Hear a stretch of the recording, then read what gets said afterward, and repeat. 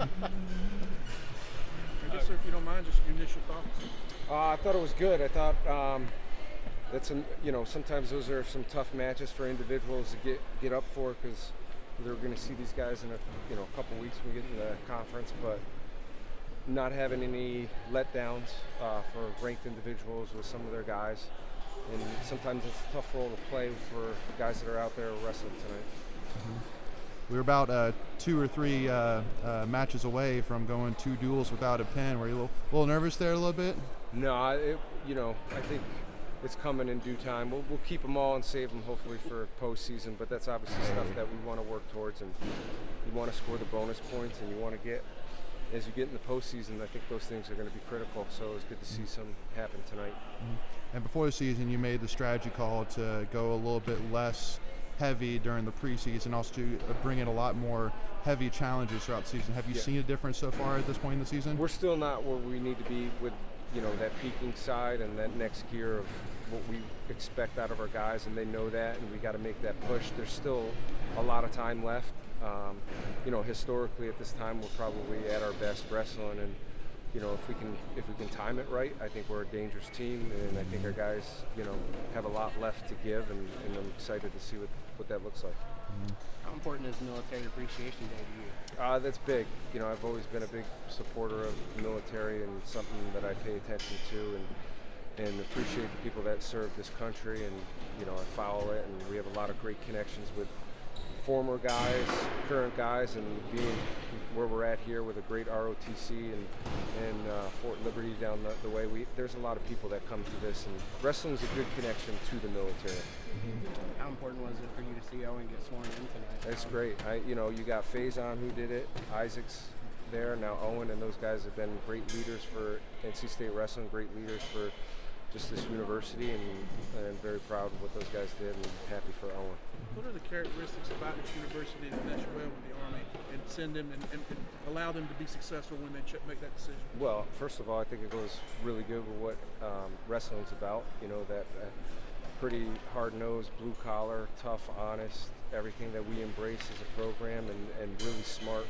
I mean, this university is one of the best in the nation, and you get in the right programs here. I think it's a dangerous combination, no matter what field you come out of education-wise. But I think it's with the leadership that they have with the ROTC, and at least for what we do and what we stand for, there's a great relationship, and hopefully we can keep that going long term.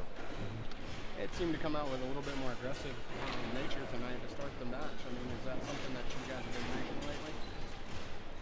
Yeah, Ed wrestles aggressive, and I think for him, he has the experience, and he's at this point where he knows he needs to make his little adjustments, and I think that's what we saw out of him tonight. Mm-hmm. I don't worry about Ed Scott at all. I know he's got the experience to show up, and he can lead anyone at any given time in the country, and that's really all we have to focus on is what do you need to do when we get towards the conference tournament and the nationals to just hit that win streak, and that's what's going to make Ed Scott great. Is I have all the confidence in the world he's going to show up.